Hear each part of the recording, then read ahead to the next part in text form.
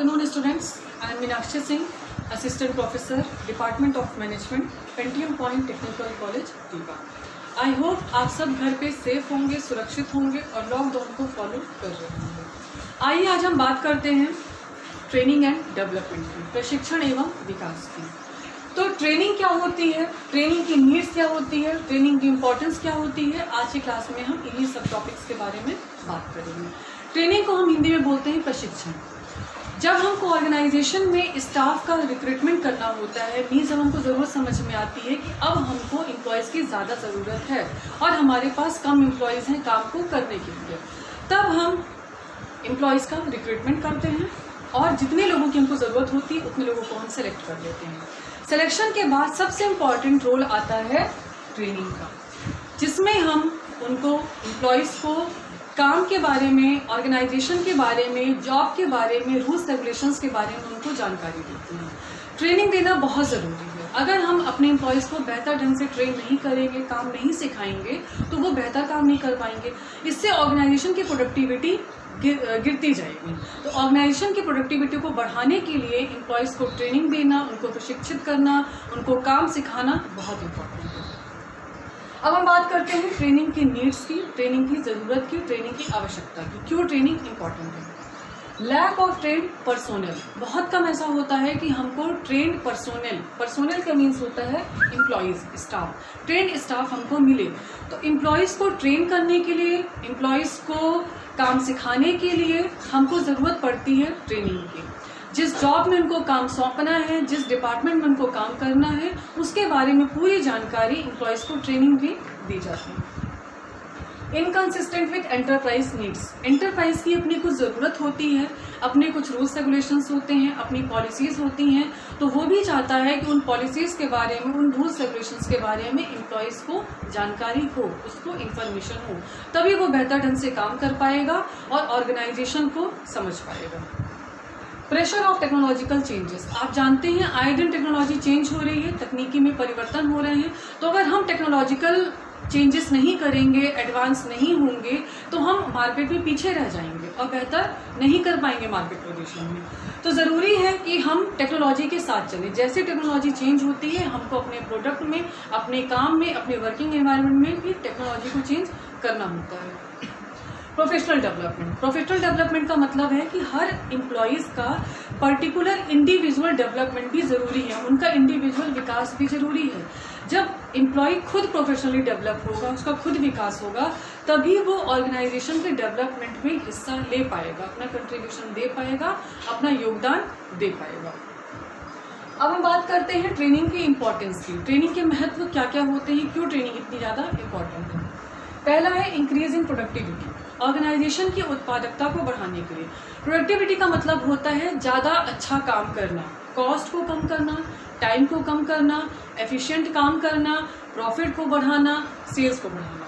तो ये सारी चीज़ें तभी पॉसिबल है जब हम पहले से ही अपने एम्प्लॉयज़ को बेहतर ढंग से ट्रेनिंग दे दें, तो बार बार उनको काम नहीं सिखाना पड़ेगा और इससे हमारा समय कम होगा, हमारी कॉस्ट कम होगी, बेवजह के एक्सपेंसेस हम कम कर सकते हैं।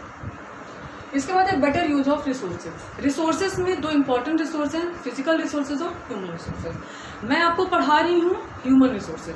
मुझे पढ़ाने के लिए marker, board, internet, online class की ज़रूरत है। ये सारी चीज़ें क्या हैं? फिजिकल रिसोर्सेज हैं। तो दोनों ही रिसोर्सेज का बेहतर इस्तेमाल या ऑप्टिमम यूज़ करने के लिए हम ज़रूरी है कि हम पहले से हम लोगों को ट्रेन कर दें, तो रिसोर्सेज का मिस यूटिलाइजेशन नहीं हो पाएगा। Reduction in cost. हम कॉस्ट को कम कर सकते हैं, प्रोडक्शन कॉस्ट को कम करके, रॉ मटेरियल के एक्सपेंसेस को कम करके। कॉस्ट को कम करना बहुत ज़रूरी है। कॉस्ट अगर हम कम करेंगे तभी हमारा प्रॉफिट मार्जिन इंक्रीज होगा। Job satisfaction. काम में बने रहने के लिए, काम में अच्छा करने के लिए, काम में प्रोडक्टिविटी बढ़ाने के लिए ज़रूरी है कि हम जॉब से पूरी तरीके से संतुष्ट हों। वो कब होगा? वो तभी पॉसिबल है जब पर्टिकुलर काम हमको बने। जब हमको काम बनने लगेगा तो हमको उसमें काम को करने में मज़ा आने लगेगा और धीरे धीरे काम में इंटरेस्ट हमारा बढ़ने लगेगा। तो ट्रेनिंग देने से मतलब क्या है? जब हम लोगों को काम सिखा देंगे तो ऑब्वियसली वो लोग काम बेहतर करेंगे और जॉब से सेटिस्फैक्शन उनका धीरे धीरे बढ़ने लगेगा। Reduction in accidents. Mostly production department में मशीनरीज बहुत ज़्यादा यूज़ होती हैं और वहाँ पर एक्सीडेंट्स होने के चांसेस बहुत ज़्यादा होते हैं। तो वहाँ पर बहुत ज़रूरत पड़ती है ट्रेनिंग की। मशीन को कैसे चलाना है, कैसे चालू करना है, कैसे बंद करना है, प्रोडक्शन कैसे करना है, किस तरीके से रॉ मटेरियल्स को यूज़ करना है। तो वहाँ पर ट्रेनिंग बहुत इंपॉर्टेंट है। इससे हम एम्प्लॉयज़ के बेवजह होने वाले एक्सीडेंट्स को कम कर सकते हैं। Reduction in rate of absenteeism. Absenteeism का मतलब होता है एम्प्लॉयज़ जब हमारे ऑर्गेनाइजेशन में आता है आफ्टर रिक्रूटमेंट और सिलेक्शन, और हम उसको काम सिखाते हैं, उसको हम ट्रेनिंग देते हैं। ट्रेनिंग देने में हमारा कॉस्ट, हमारा टाइम बहुत खर्च होता है। मतलब ट्रेनिंग हमारे लिए एक तरीके का इन्वेस्टमेंट है। और जब हम उसको काम सिखा देते हैं और एम्प्लॉयज़ को अगर हमारा वर्किंग एनवायरनमेंट सही नहीं लगता है, वो छोड़कर चला जाता है, तो एब्सेंटीज़म का रेशो कम से कम होना चाहिए। मीन्स एम्प्लॉयज़ हमारे ऑर्गेनाइजेशन में काम करने आए, लेकिन जाने का रेशो कम होना चाहिए, आने का रेशो ज़्यादा होना चाहिए। अगर एम्प्लॉय आ रहा है और जा रहा है, अगर ये रेशो बढ़ जाएगा तो हम रिक्रूटमेंट और सिलेक्शन करते ही रह जाएंगे और ट्रेनिंग देते ही रह जाएंगे। आगे का काम, प्रोडक्शन, बाकी के काम आगे के हो ही नहीं पाएंगे। इसीलिए इस रेशो को भी बढ़ाने के लिए, इस रेशो को कम करने के लिए भी ट्रेनिंग देना ज़रूरी है। मीन्स एम्प्लॉयज़ हमारे यहाँ आएँ और काम को सीखें और बेहतर काम करें। इसके बाद है reduction in supervision cost. Overall जब हम लोगों को ट्रेन नहीं कर पाते हैं तो हमको उनको सुपरविजन में रखना होता है। एक व्यक्ति उनको सुपरविजन रखता है कि वो बेहतर काम कर रहे हैं, नहीं कर रहे हैं, कितना काम हुआ, कितना काम बचा है, कितना स्पीडली काम हो रहा है, कितना धीरे से काम हो रहा है। तो ये सारी चीज़ें हमको प्रॉपर सुपरवाइज करना होता है। तो इसमें भी हमारा कॉस्ट और टाइम खर्च होता है। तो इस कॉस्ट को भी कम करने के लिए, हम सुपरविजन कॉस्ट को कम करने के लिए पहले से हम क्या करते हैं, ट्रेनिंग देते हैं। इसके बाद है ग्रेटर फ्लेक्सिबिलिटी। फ्लेक्सिबिलिटी भी बहुत ज़रूरी है जब हम अपने एम्प्लॉयज़ को ट्रेनिंग देते हैं। अब हम बात करते हैं ट्रेनिंग के टाइप्स की।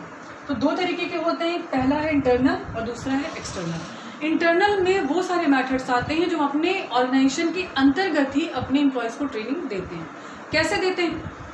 पहला है ओरिएंटेशन। ओरिएंटेशन का मतलब होता है हम अपने ऑर्गेनाइजेशन के बारे में, पॉलिसीज़ के बारे में, रूल्स रेगुलेशंस के बारे में, जॉब के बारे में हम अपने एम्प्लॉयज़ को पहले पूरी चीज़ें बताते हैं। ये है ओरिएंटेशन। दूसरा है on the job training. Means काम करते करते सीखना। आप काम करिए, आप काम सीखिए, गलती होगी फिर सीखिए। इसे हम कहते हैं ऑन द जॉब ट्रेनिंग। इसके बाद है अप्रेंटिसशिप। इसका मतलब होता है जब हम एम्प्लॉयज़ का सिलेक्शन करते हैं तो सिलेक्शन करने के बाद एक स्टूडेंट के फॉर्म में एम्प्लॉयज़ को हम बुलाते हैं और उनको सबसे पहले ऑर्गेनाइजेशन के बारे में केवल और केवल जानकारी देते हैं। वो डायरेक्टली काम नहीं करते हैं, काम को वॉच करते हैं, सीखते हैं, एनालिसिस करते हैं और अपने सुपीरियर के अंडर पर ही काम करते हैं। उनकी परमिशन लेने के बाद ही किसी काम में हाथ लगाते हैं।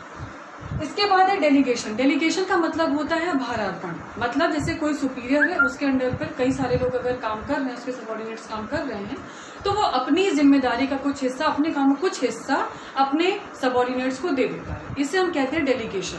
और उसके सुपरविजन में वो लोग काम करते हैं और इसमें भी काम करते करते वो लोग सीखते हैं। इसके बाद है जॉब रोटेशन। मतलब हर एम्प्लॉय को अगर हमने एक काम दिया है तो नेक्स्ट मंथ हम दूसरा काम दें, नेक्स्ट मंथ फिर हम तीसरा कोई काम दे लें। मीन्स जॉब को हम रोटेट करते रहें। जैसे ही हम जॉब अगर रोटेट करते चलेंगे तो एम्प्लॉय एक काम करते करते बोर नहीं होगा। हर अलग अलग वो काम सीख पाएगा और हर अलग अलग काम के बारे में उसको जानकारी होगी और उसका काम के लिए मनोबल भी बढ़ता रहेगा। तो इसे हम कहते हैं जॉब रोटेशन।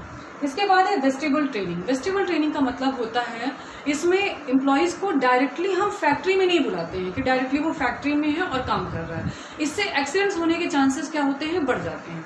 इसके लिए हम क्या करते हैं, फैक्ट्री के बगल में ही फैक्ट्री जैसा ही एक सेटअप बनाते हैं, लेकिन वहाँ पर रेगुलर काम नहीं होता है। वहाँ पर सारी मशीनरी, सारे इंस्ट्रूमेंट्स उसी तरीके से सेटअप किए जाते हैं। तो वहाँ पर केवल उनको काम सिखाने के लिए इंस्ट्रूमेंट्स और मशीन्स को यूज़ किया जाता है। ये काफ़ी जो बड़ी बड़ी फैक्ट्रीज होते हैं, काफ़ी बड़ी बड़ी इंडस्ट्रीज होती हैं, वहाँ पर पॉसिबल होता है कि इंडस्ट्री की बगल में एक छोटी सी इंडस्ट्री सेटअप की जाए जहाँ पर एम्प्लॉयज़ को केवल और केवल ट्रेनिंग दी जाती है। प्रॉपर वहाँ पर काम नहीं होता है। ये मेनली प्रोडक्शन के लिए होता है, क्योंकि अगर डायरेक्टली हम उनको प्रोडक्शन डिपार्टमेंट में रख देंगे तो हो सकता है एक्सीडेंट्स के चांसेस वहाँ पर बढ़ जाएंगे। फिर है कंप्यूटर असिस्टेंट इंस्ट्रक्शंस। आप लोग जानते हैं कि आज फैक्ट्रीज में, इंडस्ट्रीज में, ऑर्गेनाइजेशंस में मैनुअल काम अब बहुत कम हो गया है। सारे काम अब कंप्यूटर बेस्ड हो गए हैं। तो जो पुराने एम्प्लॉयज़ हैं उनको कंप्यूटर के बारे में आज ज़्यादा जानकारी नहीं होती है, तो ज़रूरत है उनको कंप्यूटर सिखाने की, कंप्यूटर के बारे में ट्रेनिंग देने के लिए, जिससे आज के समय के हिसाब से वो लोग काम को करते चले, लोगों के साथ चले, टेक्नोलॉजी के साथ चले। तो ये तो बात हो गई ट्रेनिंग की जो हम ऑर्गेनाइजेशन के अंदर ट्रेनिंग करते हैं। और इसके बाद एक्सटर्नल ट्रेनिंग जो हम ऑर्गेनाइजेशन के बाहर करते हैं। जैसे पहला है लेक्चर्स, जैसे क्लासरूम में लेक्चर्स चलते हैं, उसी तरीके से जितने लोगों का हम सिलेक्शन करते हैं उन लोगों को सबसे पहले हम एक लेक्चर्स के द्वारा उनको ऑर्गेनाइजेशन के बारे में सिखाते हैं, बताते हैं, रूल्स रेगुलेशंस पॉलिसीज, क्या चीज़ें करनी है क्या चीज़ें नहीं करनी है, तो सारी चीज़ें एक लेक्चर में उनको हम बताते हैं। फिर conference and seminar, conference and seminar में हम बाहर से कुछ लोगों को बुलाते हैं, मैनेजमेंट के लोग हो गए, प्रोफेसर्स हो गए, तो वो लोग काम के बारे में बताते हैं, काम को करने के लिए एडवाइस देते हैं। केस मैथड, कोई पुरानी प्रॉब्लम एक केस की तरह हम अपने एम्प्लॉयज के सामने रखते हैं और पूछते हैं कि अगर ऐसी प्रॉब्लम आपके सामने आए तब आप लोग बताइए कि इस काम को आप कैसे करोगे, अपने आइडियाज दीजिए। तो ये भी एक अच्छा तरीका है, पुराना कोई केस, पुराने कोई प्रॉब्लम देके हम उनको ट्रेन करते हैं, जो कि ऑर्गेनाइजेशन के बाहर ही इस टाइप की ट्रेनिंग दी जाती है। एंड लास्ट है रोल प्लेइंग। रोल प्लेइंग का मतलब होता है कि ऑर्गेनाइजेशन में जितने लोग होते हैं, जितने डेजिग्नेशंस होते हैं, तो उसी हिसाब से पर्टिकुलर किसी केस का एक रोल हम उनको प्ले करने को देते हैं कि अगर आज आप इस डिपार्टमेंट के मैनेजर होते तो आप क्या करते, या इस प्रॉब्लम को आप कैसे सॉल्व करते। That's all about today. I hope आज का टॉपिक आपको समझ में आया होगा ट्रेनिंग के बारे में। नेक्स्ट लेक्चर में हम आगे के टॉपिक्स को पढ़ेंगे। Thank you.